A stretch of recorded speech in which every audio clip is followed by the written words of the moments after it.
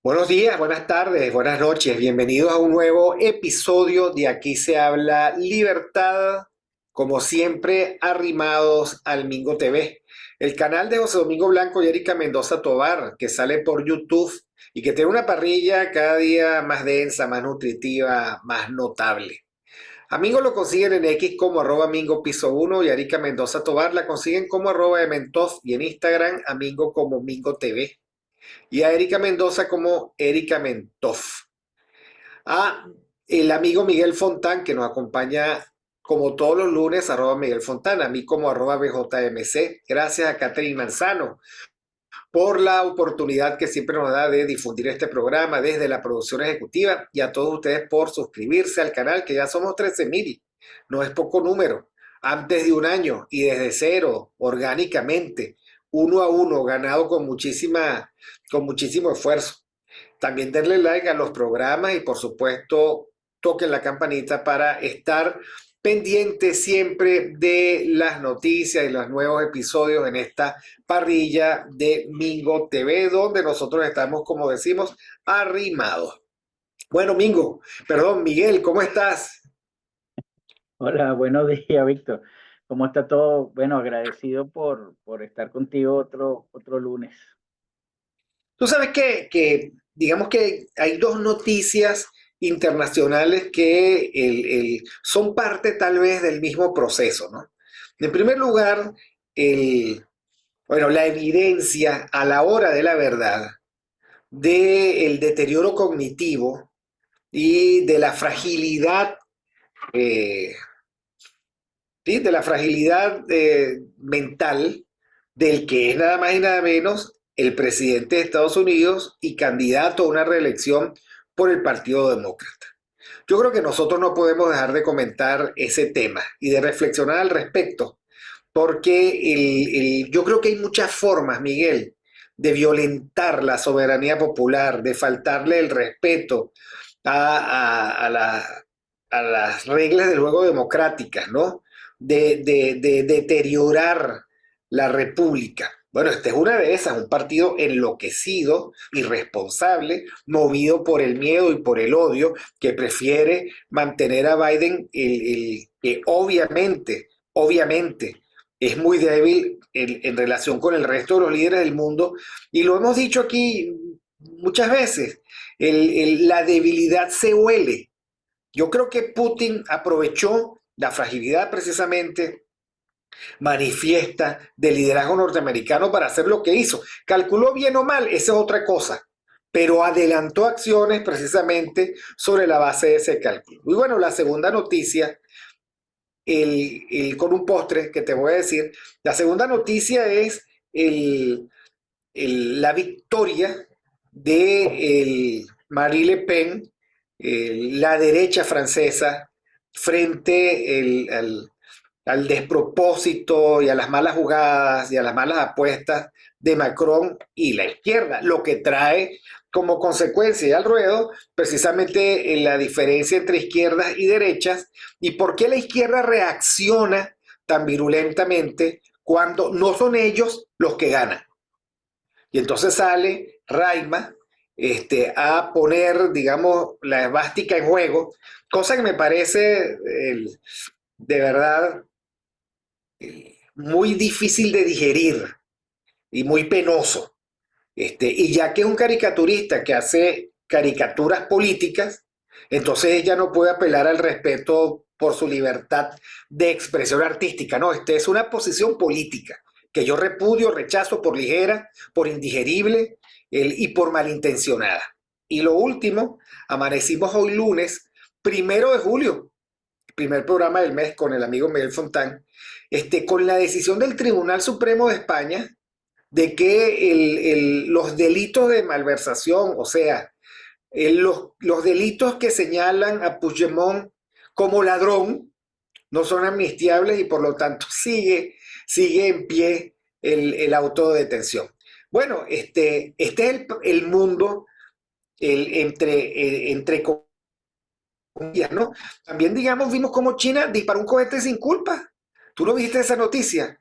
Sí. Entonces, bueno, nada, comentemos estas y otras noticias las que tú quieras y en el orden que quieras. Estas son las tres que te propongo.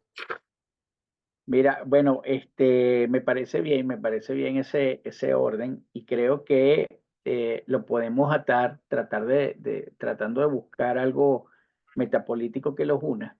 Este, y es algo que también hemos conversado aquí, podemos tratar de unir esas tres noticias en un fundamento.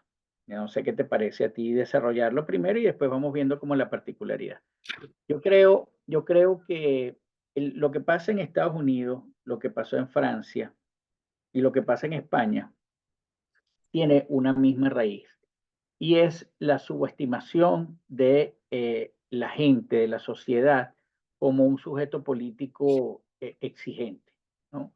Entonces, al tú no tener un sujeto político exigente o al apreciar que la sociedad es una masa que se mueve en los vaivenes de la política, bueno, tú puedes poner a una persona que ni siquiera pueda, en el caso del debate presidencial estadounidense, que ni siquiera pueda articular una idea de manera coherente. Se ha vuelto viral. Yo creo que son muchos las intervenciones de Biden que son muy patéticas, pero se ha vuelto viral la de la seguridad de la frontera, donde él dice que ha apostado a gente de seguridad en vez de decir de inmigración, dijo otra tontería, a lo cual Trump, que todavía está en sus capacidades, dijo, mira, yo no le entendí y creo que él tampoco entendió lo que dijo, y eso se ha vuelto viral. ¿Pero qué está detrás de eso? Bueno, detrás de eso está una subestimación de los demócratas de que el pueblo estadounidense es un pueblo crítico que se va a parar frente a ese debate y lo va a ver como lo que debió ser, un debate de propuestas para elegir cuál va a ser el destino del país y para calibrar quién va a ser el mandatario, y ya lo deja como un tema de la politiquería en el que no importa lo que tú pongas, podemos hacer campaña y crear, ¿verdad? Un personaje que venza esas pequeñas dificultades de oratoria que tuvo. En Francia ocurre algo similar, o sea, la política de Macron, yo creo que ha subestimado al pueblo francés, ya cansado de eso, escoge una alternativa. Ahora, hay un punto allí que es el otro, la primera parte o el primer fundamento que yo veo es el desprecio a la sociedad. Y aquí viene otro punto.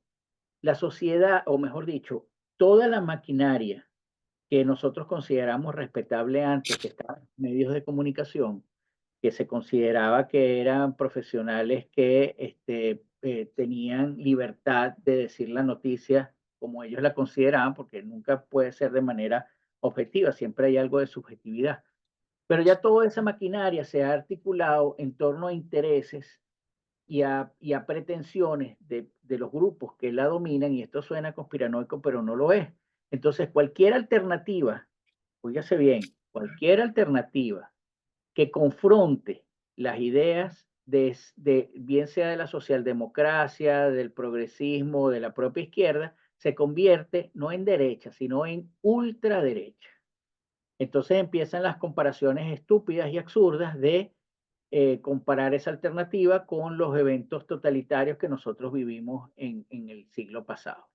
Eso también es un desprecio a la sociedad, porque por un lado la subestimas y por el otro le dices que son unos seres irracionales que buscan el otro extremo para salir de la situación. No deja de ser cierto que una parte de la sociedad pueda comportarse así, pero eso no quiere decir que toda la sociedad se comporte así. Ergo, uno tiene, o mejor dicho, el político tiene que tener ciertas capacidades, cierta intelectualidad, no solamente para enfrentar a esa proporción de la sociedad que puede ser irracional, sino para darle respuestas a esa parte de la población que, siendo racional, lo condena y lo juzga. Lo mismo pasa en España. En España es peor, porque en España ya llegamos a un cinismo casi como el venezolano. O sea, en España nosotros vimos antes de esto, que fue terrible del tribunal, que era previsible porque fue uno de los acuerdos con los que Sánchez llega otra vez a un mandato. Previo a eso tuvimos todo el escándalo de la pareja presidencial y cómo se manejó y cómo se burló el presidente de España de esa sociedad que se ve imposibilitada quizás de actuar como un todo, porque no logra articularse. No hay una oposición que logre articularla en el sentido de la acción. Sí, tenemos posibilidades retóricas aquí en Venezuela.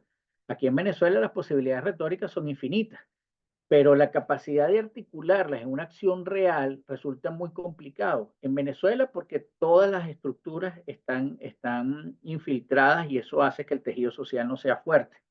Pero en España es porque los intereses andan dispersos.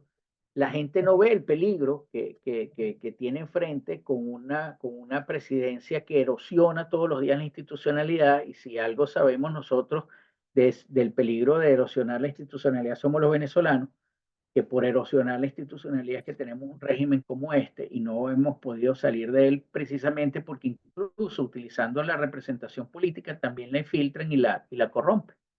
Entonces, cuando tú te pones a ver todo eso y lo colocas como en un signo del mundo, tú puedes encontrar por lo menos esos dos elementos.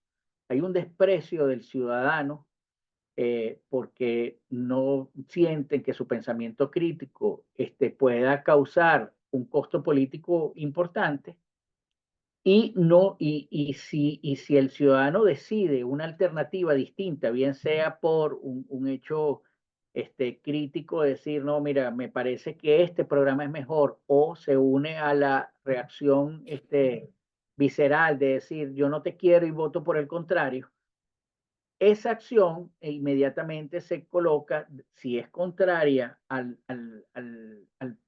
pensamiento que purga todas esas estructuras mediáticas, entonces ya es extrema derecha.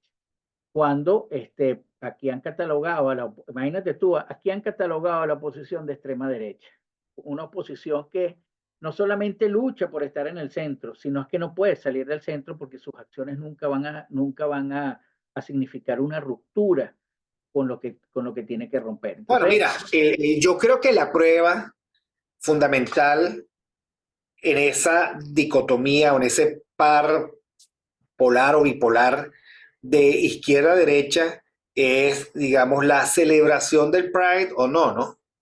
O sea, la celebración, reconocimiento, estímulo, auspicio de la agenda de género que tiene su día con todos sus despropósitos, ¿ok? O no, o una reflexión de respeto a la condición de cada uno sin caer en esas agendas. Bueno, todos los partidos, pero sobre todo y más vistosamente, los partidos del centro liberal o de la derecha, etcétera, etcétera, se plegaron a esa agenda. Y de verdad es que no se puede ser marisco y molusco a la vez, no se puede. ¿Ok?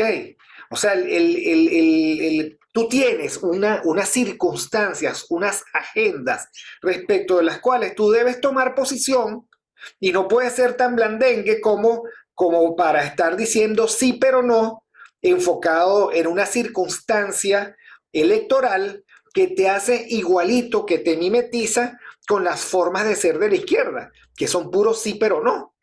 Entonces, yo creo que lo primero precisamente es que hay que aludir es que en Venezuela, la verdad, estamos esperando por un partido que sin complejos se ubique en el otro extremo y sin complejos surfee, maneje el debate alrededor de lo que allí se plantea, que no, para mí no es poca cosa. Vida, muerte, ¿ok? Familia, cualquier cosa. Por supuesto, las agendas extremas de género que no tienen nada que ver ni con la condición de los homosexuales, ni mucho menos, sino que es una militancia del absurdo, del más allá, del desorden social, de la ruptura epistemológica con la sociedad occidental. Y eso, por supuesto, a mí eso no me parece aceptable. Ayer se oía, no, bueno, pueden andar desnudos porque su desnudez no tiene intencionalidad sexual. La verdad es que yo siempre me pongo en la situación de un padre de familia con su hija de 11 años teniendo que salir por las calles de Madrid el día del orgullo gay y ver, digamos, ese espectáculo, ¿no? Pero no solo eso, sino que además lo que dicen es, no, si usted está en esa condición, que es en su casa, violando, por supuesto, los derechos. Es que la verdad es que todos estos movimientos extremos olvidan que los derechos de unos terminan cuando comienzan los derechos de otros. Y eso es que se llama orden social y libertad. Se olvidan de eso, se olvidan. Pero bueno, a mí me parece el determinante es lo que tú dices. Hay un liderazgo cínico, nihilista, que está enfocado sobre todo en irrespetar la condición humana de los ciudadanos. Condición humana que supone pensamiento y razón, ¿ok? Y ética.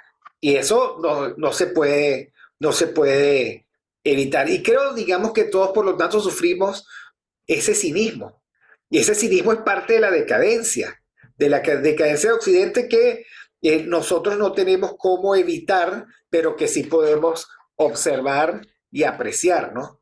No es poca cosa.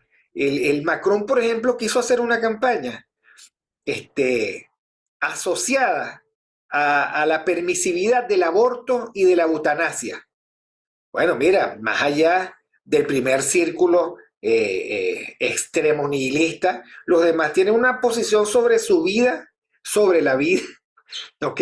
Sobre la familia, sobre el tener o no tener hijos, sobre el control de la natalidad, y por supuesto, todos viven la circunstancia del tener que compartir o convivir en sociedades diversas, en donde lo único que no está claro es cuál es el nivel de aceptación y tolerancia de los recién llegados, Es que que ahí, resuelven sus problemas a machete, a machetazo puro, que muestran sus partes pubendas por allí, que digamos en su cultura el tomar una mujer por la fuerza es casi que normal, sobre todo cuando no es igual a ellos desde el punto de vista de la raza y la creencia, ¿no?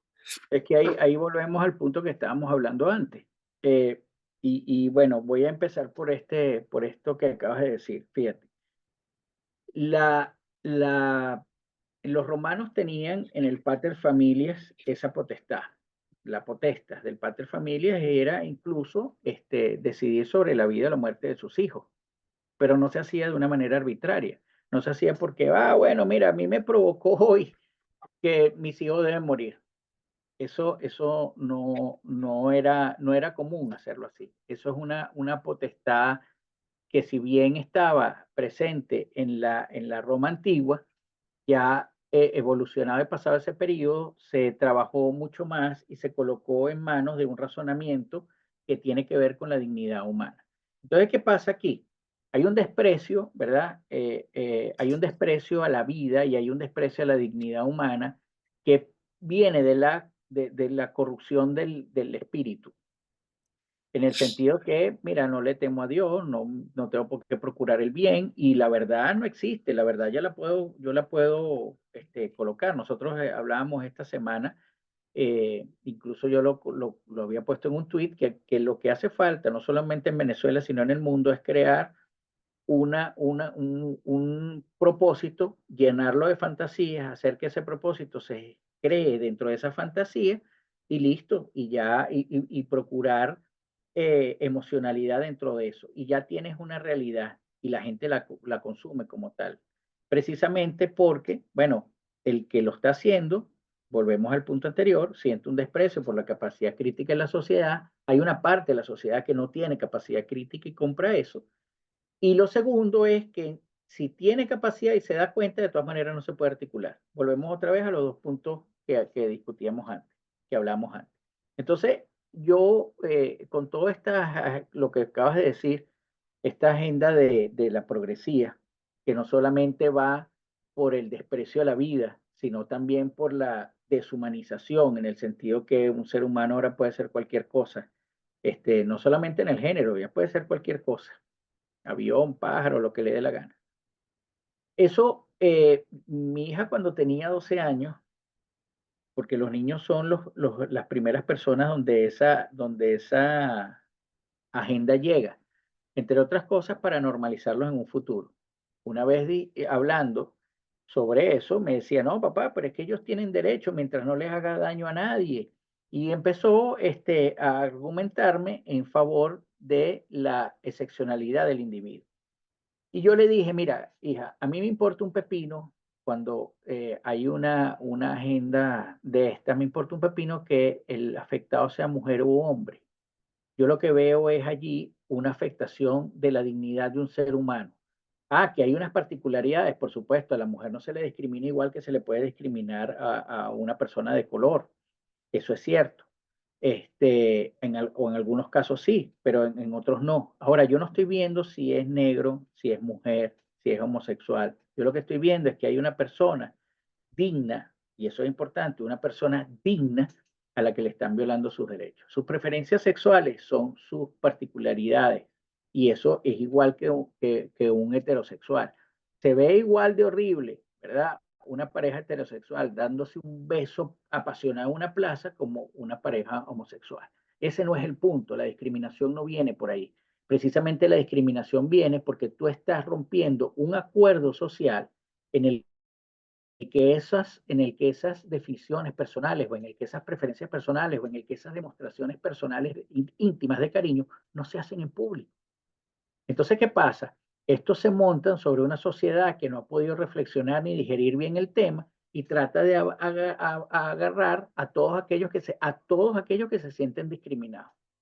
Hay homosexuales que no están con la agenda LGTBI, JKHBO, y lo cual los felicito. ¿Por qué? Porque entienden que eso, en vez de darle visibilidad y respeto dentro de la sociedad como una persona normal dentro de la sociedad, lo que hace es degenerar. ¿Por qué? Porque esa agenda está llena de generación. Y no sé si tú recuerdas los años pasados en el mes del orgullo, en el que por ejemplo, en las plazas de Argentina, llegaban los tipos semidesnudos o desnudos y entonces empezaban a introducirse objetos en el cuerpo delante de todo, delante de niños de 9 años, de 12 años, no importa. Por supuesto, eso lo que hace es que la sociedad, la que entendió que la comunidad es también un vínculo de armonía y respeto, por supuesto, agarrar a valores conservadores. Ah, ¿qué pasa? Que a esos valores conservadores los colocan igual que si fuese un dogma. Y no, la sociedad se vuelve conservadora a veces, precisamente por el desmadre de su oposición. O sea, no necesariamente existe una sociedad conservadora cuando rechaza que tú en plena plaza estés semidesnudo introduciéndote elementos por tus partes íntimas. Eso no tiene nada que ver con ser conservador. Eso tiene que ver en todo caso con que tú rechazas un acto de depravación como ese. Pero, por supuesto, en la medida que tú no dejes a la sociedad asentarse, en la medida que tú no propicies un debate serio sobre qué es la familia, por ejemplo, ¿verdad? Nunca vas a tener la posibilidad de dar una discusión sincera que le permita a la sociedad asimilar cambios o le permita rechazar cambios que no son asimilables, pero en todo caso a partir de una discusión sincera. Si tú siempre llevas a la sociedad a polarizarse, la sociedad va a reaccionar, no va a pensar, va a reaccionar a favor o en contra de esa polarización. Y eso es lo que tenemos ahorita, no solamente en estos temas, sino en el tema político. Y si además le sumas a eso, Víctor, el papel, porque hay que ver el papel que está jugando la iglesia con el Papa en esa agenda, no es poca cosa. No es un tema de, mira, vamos a tratar esto para discutirlo y ver cómo lo solucionamos, no. A veces es un tema incluso que lo lleva, o sea, que el Papa en una oportunidad haya permitido ese circo que se da en torno al mes del orgullo, ya causa rechazo, y no porque seas conservador, sino porque esos cambios tienen que, como son fundamentales dentro de una sociedad, tienen que digerirse de manera razonable. Y la manera razonable es hacer el debate con argumentos pro y en contra. Ya los argumentos se olvidaron, o sea, pareciera que la cosa quiere hacerse por la fuerza. Fíjate, tú nombrabas a Macron. Macron está poniendo el derecho a aborto, el derecho, imagínate tú esto, constitucional. O sea, yo tengo derecho de quitar la vida. Bueno, si tengo derecho de quitar la vida de un niño, como tú lo has alertado, a lo mejor más adelante tienes el derecho de quitarle la vida a un viejo que no quieres cuidar, pues, porque ya no es útil a la sociedad. Entonces empezamos a desdibujar lo que es la dignidad. O que te resulta pesado y aburrido, o sea, no, no hablemos de un viejo en abstracto. Tengo un Exacto. papá y el papá está incapacitado y yo quiero salir a una fiesta y me resulta muy oneroso y digamos empiezo a buscar argumentos para que proceda la eutanasia. Ahora, ya la eutanasia es un concepto problemático, pero si además lo deciden otros por ti, la cosa es muchísimo, muchísimo peor. Muchísimo, muchísimo peor. Entonces, allí hay una circunstancia. Estoy buscando un X del obispo Munilla, porque me llamó mucho la atención, no sé si lo pueda conseguir a tiempo, pero él decía y señalaba este, lo siguiente, hay una forma de aborto que es el aborto en el momento del parto. O sea, que está y que está aprobado en muchos estados de Estados Unidos, ¿no? No consigo, pero lo leí y me pareció horrible porque él dice, bueno, hay un tipo de aborto aprobado que es ya con el niño formado saliendo del útero, simplemente lo desgajas. ¿Ok? Entonces él dice, bueno, ¿a dónde vamos a llegar? Porque no es solamente, y yo recomiendo que sigan la cuenta de X del obispo Munilla, el obispo de Alicante, un tipo, de verdad, salvo algunas discusiones sobre la justicia social, es un tipo bien sensato y bien equilibrado. Entonces, bueno, como no hay límites, nosotros somos capaces de englobar dentro del concepto del aborto cualquier cosa, cualquier cosa. O sea, yo me imaginaba, sacas al niño por el útero totalmente formado, rosadito, y lo tasajeas y lo desechas, simplemente porque la mamá no quiere. Bueno, eso existe en algunos estados federales. Ahora, tú hablabas de un concepto que yo creo que es bien importante y que la gente, o que probablemente se ha olvidado de tanto desuso o mal uso, que es el concepto de la decencia. ¿Qué es ser decente? Este, por ejemplo, ¿es decente que un militante radical de la agenda woke sienta que tiene el derecho de autocomplacerse públicamente en su sitio de trabajo? Llega, se desnuda y se autocomplace, porque eso es lo que están haciendo en las calles. ¿Tiene derecho una persona en su sitio de trabajo porque tiene mucho calor, a quitarse el suéter, la franela, el brasier y quedar desnuda el torso hacia arriba? ¿Tiene derecho? Tiene derecho porque... Y entonces, claro, cuando uno se imagina esas cosas que resultan extremas, uno tiene que referirse al concepto de decencia. ¿Qué es la decencia? Es la cualidad de ser decoroso, respetable, correcto y adecuado en el comportamiento, la apariencia y las acciones de una persona. Ahora, para ser tú decente, algo debes tener de moralidad, algo debes tener insertado de ética y algo debes respetar las normas sociales. Ahora, cuando no hay normas sociales, cuando no hay una ética compartida, todo eso es absolutamente relativo. Es relativo. Es decoroso, por ejemplo, o decente, la infidelidad abierta, esto que ahora llaman multipareja y no sé qué, es decoroso, o sea, es decente. ¿Cómo lo narras a tus hijos? O sea, ¿cómo lo planteas a tus padres, a gente que te quiere? Dicen que el concepto de conflicto de interés es aquello que no lo puedes contar porque te da pena. Bueno, pero ¿qué te da pena? O sea, ¿qué te apena a estas alturas? O sea, ¿cuál es la circunstancia que tú dices, esto no lo hago porque soy una persona decente? Por ejemplo, en los tiempos, hace unos tiempos ya 5, 6, 7, 8, 10 años, este, uno que es profesor, yo fui profesor de ética muchos años, planteábamos dilemas y, por ejemplo, las muchachas universitarias tenían un código y el código era claro. Nadie se acostaba con una persona la primera vez, a la primera salida. ¿Por qué? Porque aunque quisiera, no les parecía decente.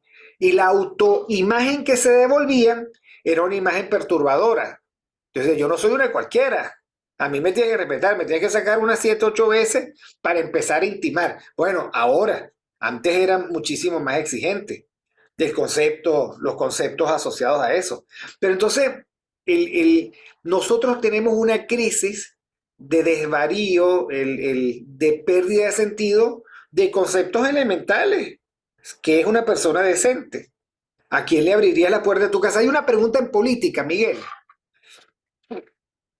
que es la siguiente. ¿Con cuál de los siguientes políticos usted dejaría en su casa cuidando sus niños? Entonces, claro, esa es una pregunta que tiene que ver con todo y que no tiene que ver con nada, o que tiene que ver con nada, pero es una pregunta canónica de las encuestas políticas. Simplemente mide cuánta confianza puedes tener en un político. Confianza, digamos, vis a vis, uno a uno. Ok, podría ser amigo de él, lo dejarías en tu casa, dejarías ir a tus niños a su casa, lo dejarías cuidándote el apartamento, le darías la clave de, qué sé yo, de tus cuentas bancarias. O sea, ¿qué nivel de confianza? Bueno, hay algunos que no pasarían la prueba. Yo, por ejemplo, no le daría ni siquiera el número de mi cédula a Sánchez Castejón. Ok, el presidente del gobierno español, yo no se lo daría. Ok, a Macron yo no lo nombraría nunca, qué sé yo, el albacea y el tutor de mi ancianidad, porque me procesaría rapidito, pues a la primera de cambio estoy yo sometido a la aguja final, ¿no? A la aguja terminal, y sin importar mis creencias. Y el otro concepto es el concepto de la fortaleza, que es una de las grandes virtudes cardinales. O sea, a mí me produce un profundo estupor y dolor este, que la eutanasia además ya no es para los muy ancianos, sino para todo aquel que crea que su vida es insufrible. Ahora te coloco esta circunstancia. Una persona que sufre depresión es una persona que efectivamente ve la vida oscura, se la ve muy difícil, está sumido en la profunda tristeza, y esos estados de la antigua melancolía, por supuesto, te acercan mucho a la idea de la muerte. Ahora, en el siglo XXI, pero ya en el siglo XX, se planteaba lo siguiente: una persona deprimida está en una circunstancia de ánimo que no puede decidir nada.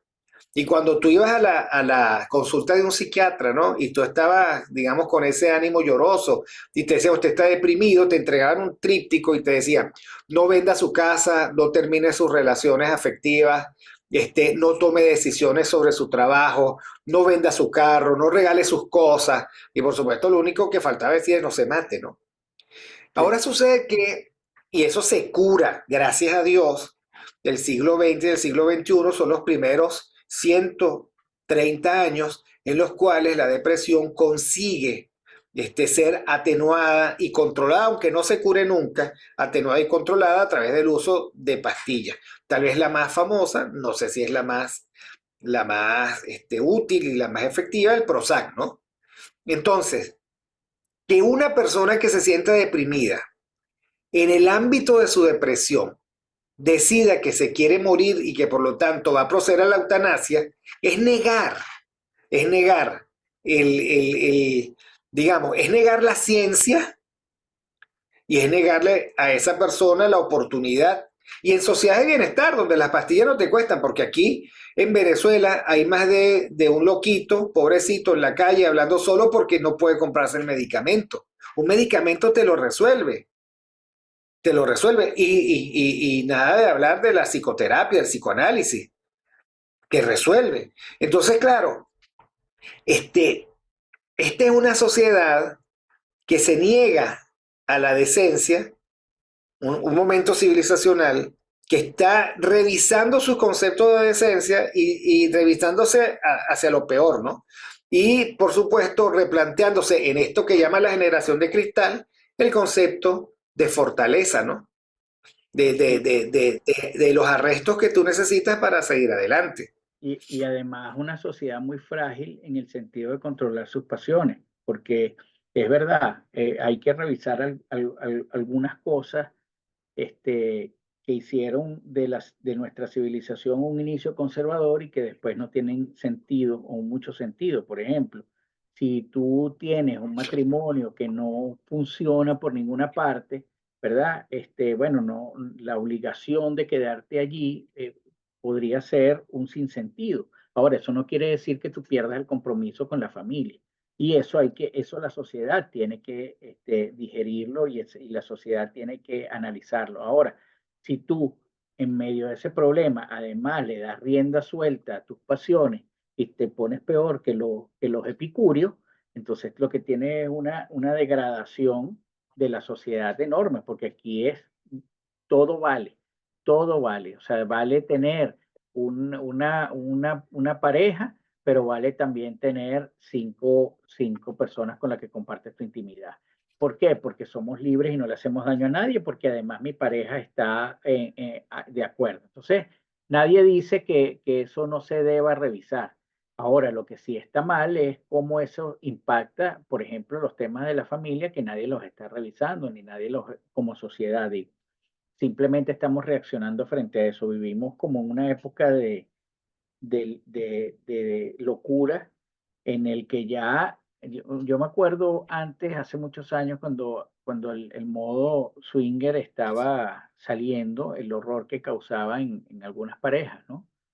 Y yo digo, y ahora eso es un niño de pecho, porque con las depravaciones que uno ve, bueno, eso ya pasa a ser una depravación pequeña en comparación. Ahora, tú no puedes someter a una sociedad en que se acostumbre o que diga, bueno, fue nada más esta depravación y no otra. Yo no sé si tú recuerdas, Víctor, cuando en Venezuela existía una opinión general. Cuando ocurría un asalto, la gente decía, bueno, pero te asaltaron y te robaron todo, pero por lo menos no te mataron. Cómo la sociedad empezó a acostumbrarse con eso a la violencia, porque ya veía normal, bueno, el asalto es normal, lo anormal era que te mataran, cuando la violación de la propiedad y de la dignidad humana siempre debe ser cuestionada, llámese asalto, llámese abuso sexual, llámese lo que sea. Tú no puedes empezar a normalizar algo simplemente porque no te pasa el extremo y das gracias porque nada más te pasó algo que te permitiera seguir. Y eso es lo que le está pasando a la sociedad hoy en día. Yo creo que la sociedad precisamente lo que está es falta de anclajes, incluso anclajes conservadores que los lleven a una discusión seria. Eso no quiere decir que sean los anclajes que deben permanecer, pero son los anclajes que te retrotraen y te dicen, vamos a hacer este cambio, pero vamos a hacer este cambio ordenado, no vamos a hacer este cambio en medio de un libertinaje. Entonces aquí tenemos, nosotros pasamos de una sociedad conservadora a una sociedad que en escuelas, por ejemplo en Estados Unidos, mandan a los drag queens como fiesta de fin de año escolar a unos niños de 7 años, ¿no? O padres que tienen hijos y les dice que sus hijos son no binarios y que ellos escojan su sexo cuando, o sea, esas locuras de no tener límite y no tener eh, eh, sí, límites, no nos va a llevar a construir una sociedad mejor. Probablemente tengamos una sociedad peor y a partir de esa sociedad peor en decadencia es que nosotros ante el desmadre empecemos a construir otra sociedad, pero bien nos podríamos ahorrar el desmadre, creo yo. Igual como pasa en política, ¿cuántas veces no oímos nosotros, no, bueno, es que la política es sucia, la política es cochina, entonces, ¿qué pensabas que ibas a tener?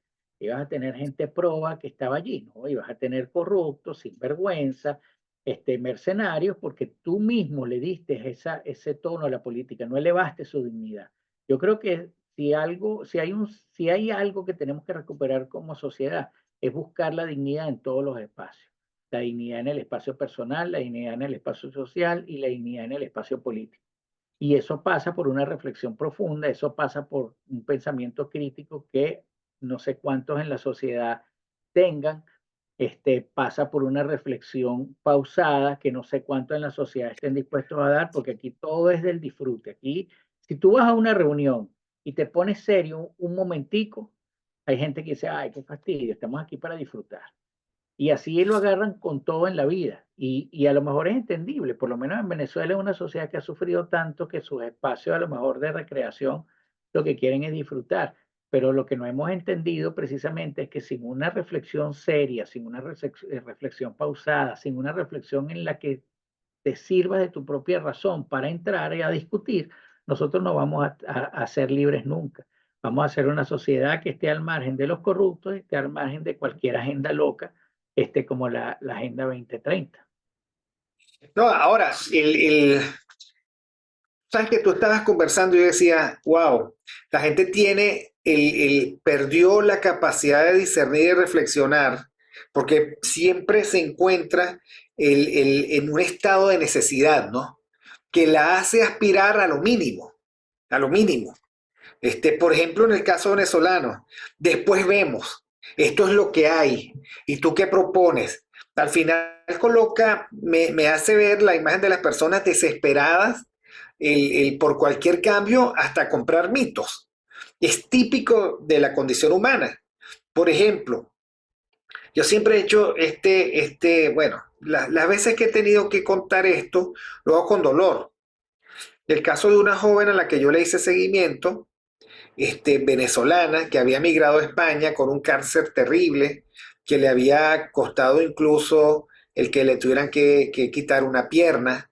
La muchacha se somete a tratamientos experimentales y la verdad es que no le da y hace una última recaudación de dinero para, digamos, una terapia holística que eran vitaminas y qué sé yo, suplementos. Y yo de verdad que en ese momento contribuí de muy buena fe, aún a sabiendas de que eso no iba a ir para ningún lado. Al final la muchacha con su pareja, una niña homosexual, por cierto, eso no le quita nada. La muchacha con su pareja pues recorrieron, fueron a la Fontana di Trevi, fueron a Italia y volvieron a Barcelona y de un día para otro la muchacha, pobrecita, no dio más. Entonces, ¿por qué lo digo? Además le guardo respeto a esa muchacha, le guardo cariño. Bueno, porque ella en una situación de extrema necesidad y sintiendo que se le iba la vida, ella tenía todo el derecho a creer en cualquier cosa, ¿no?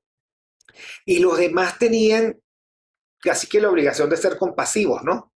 En esa última parte de su vida que duró poquito. Entonces, el problema está en sociedades que se ven a sí mismas así, pues, ¿no?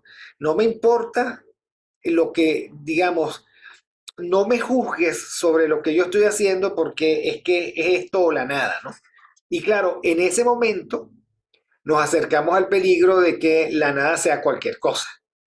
O sea, la nada puede ser Hitler en la Alemania nazi, la nada puede ser una fantasía irrealizable en la situación venezolana, o la nada puede ser, porque hay que decirlo, la imposición del mal simplemente porque el mal es más fuerte y se conduce con mayor inteligencia. O sea, cuando, por ejemplo, tú te preguntas, pero ¿cómo es posible que la sociedad norteamericana pueda convivir con las circunstancias de un presidente desvalido? Bueno, porque es que los demócratas y los grandes medios y el Estado profundo así lo decidieron.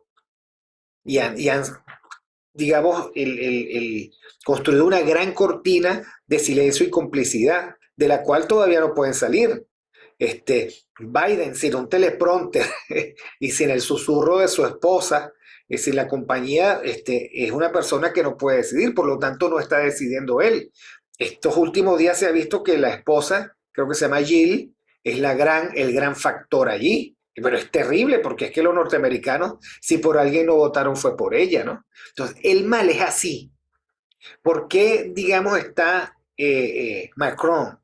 ¿Por qué está Sánchez Castejón? ¿O por qué está aquí lo que vivimos? ¿O por qué está en Bolivia Arce en esa pelea insólita con... ¿Por qué sobrevive Cristina Fernández de Kirchner? O sea, bueno, porque al final, nosotros no somos tan astutos.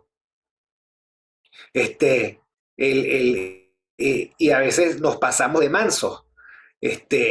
Y eso hay que empezar a reflexionarlo para ver dónde está nuestra verdadera fuerza. Yo soy de los que cree que lo que hay que hacer en Venezuela es armar la familia que tenemos, no la familia que dejamos.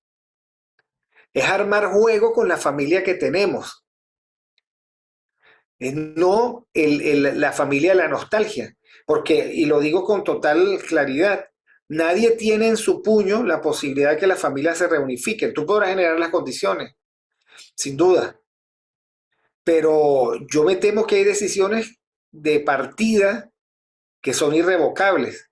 Y si no, digamos, baste ver lo que significa, por ejemplo, la migración mexicana o centroamericana, ¿no? Que no es diferente a la venezolana, de La ninguna propia manera. No, lo migración que quiero incluso decir es es, italiana. el reconciliarnos con la verdad es muy importante y la verdad a veces requiere de nosotros un saldo de fuerzas.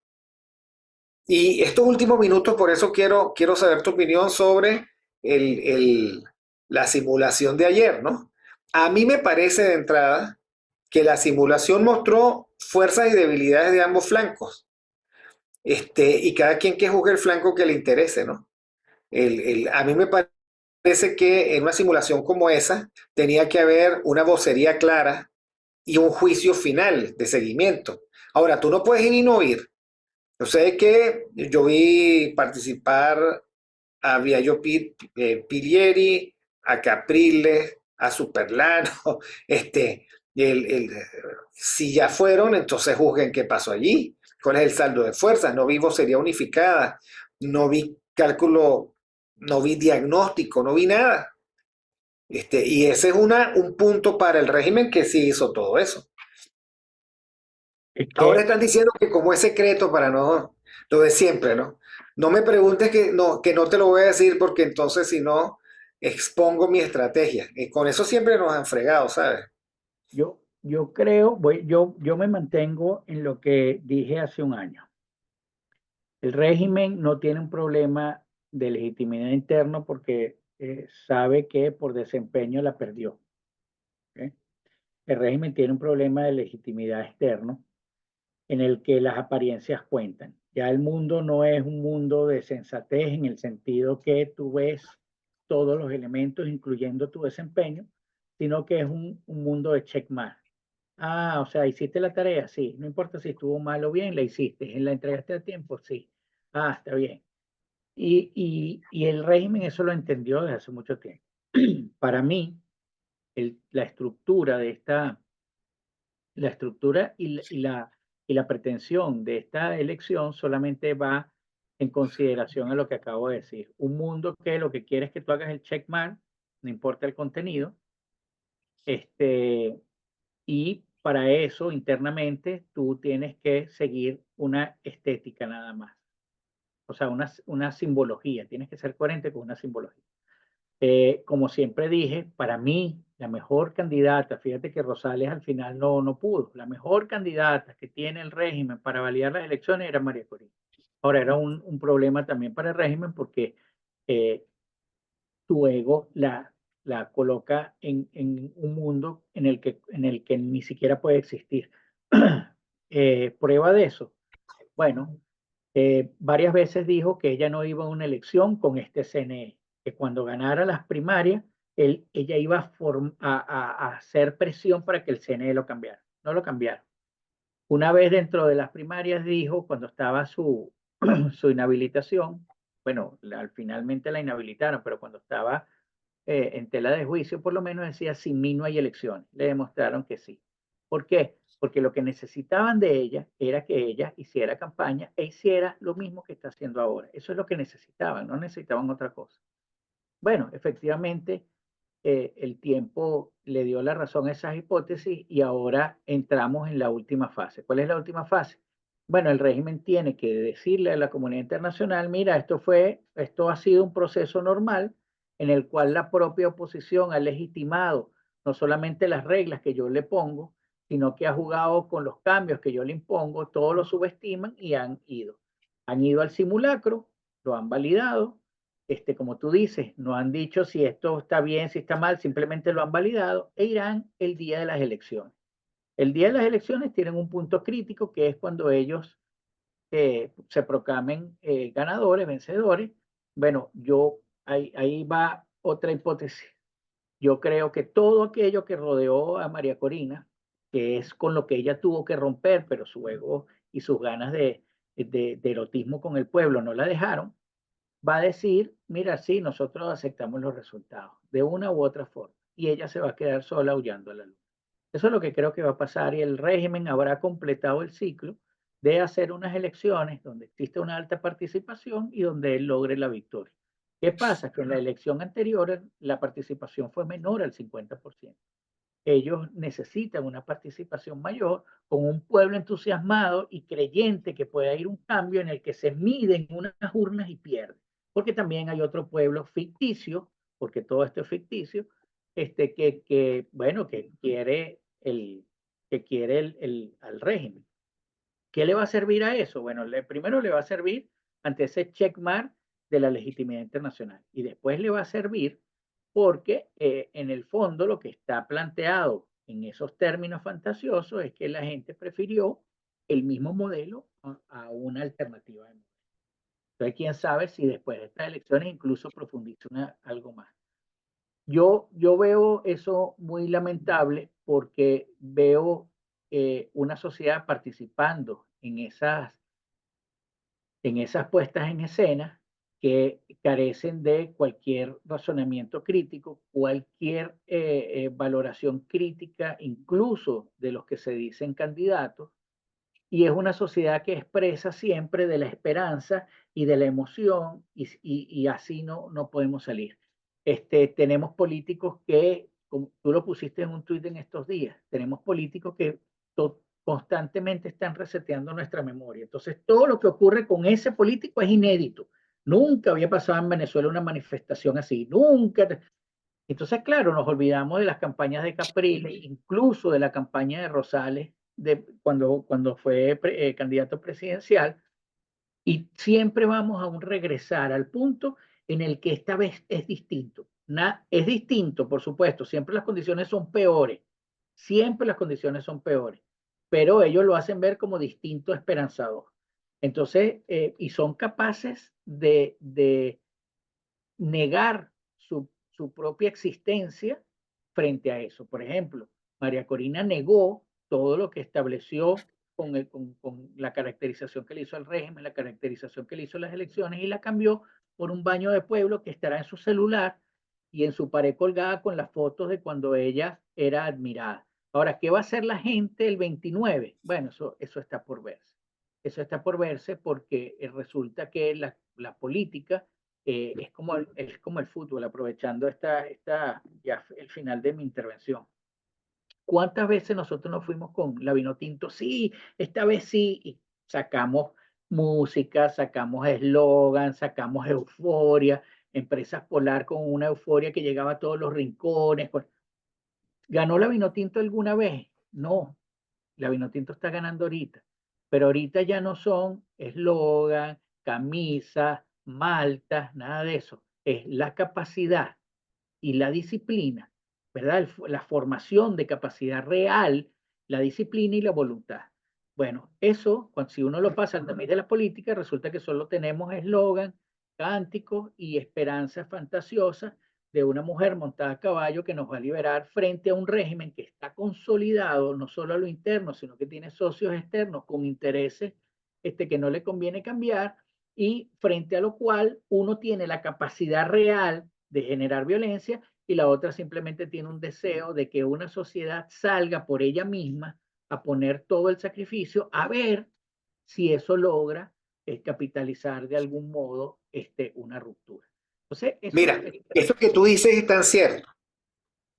Y bueno, el ejemplo de vino tinto, ya tenemos que irnos porque si no esto se vuelve algo complicado, su procesamiento. Pero eso que tú dices es tan cierto, que yo he venido leyendo, como lo he venido diciendo Manuel Llorens, su libro Terapia para el Emperador, que es su experiencia como psicólogo de la selección vino tinto. Sus reflexiones hacia el largo plazo, las de él, están fechadas en el año 2007. ¿Ok? O sea, lo que quiero decir, al 2017, al 2024. O sea, esto que están viendo hoy de la Vinotinto no fue una especie de bendición celestial de este mes. Es el resultado corrido, sufrido, muy sufrido, con idas y vueltas, como siempre, con avances y retrocesos, pero con una mirada de lo vamos a lograr si mantenemos el pulso, el ritmo, pero por un tiempo que ni siquiera se podía determinar y todavía hoy no se puede determinar. ¿Es la Minotinto mejor que antes? Sí. ¿Por qué? Entonces había que preguntarse qué se ha hecho en 2007 en términos de consistencia, no de inconsistencia. ¿Qué es lo que ha mantenido una tasa de incremento, aunque sea infinitesimal? Y por eso que yo decía ayer, este, sobre la base de un X, de un post de una persona que ha sido asesora de Guaidó, asesora de Leopoldo López, asesora de los ADECO, asesora de María, asesora de todo el mundo, que ella dice, cuidado que hay una industria de que hay que esperar el 2030. Y por supuesto, yo que la vi a esa señora hablando de Leopoldo, del otro, y denostando de todos los demás, yo digo, el problema no está en que esto tiene mucho tiempo luchándose. El problema es que se lucha desde y para el corto plazo y no pensando en el largo plazo, y esa es una de nuestras francas debilidades. Pero eso lo vamos a dejar para la próxima semana, Miguel. Muchísimas gracias. Vamos a dejarlo hasta aquí porque si seguimos hablando vamos a estar 4 horas y tenemos, digamos, que permitir la colocación del programa en, en el canal. Bueno, muchísimas gracias a todos. Recuerden suscribirse a Mingo TV, denle like al programa, síganos en las redes sociales, aprieten la campanita y bueno, y seguimos nosotros pensando en la identidad mundo y en cómo nos puede afectar a nosotros los venezolanos que no somos extraterrestres. Gracias, Miguel. Muchísimas gracias por todo y bueno, nos vemos en una próxima oportunidad.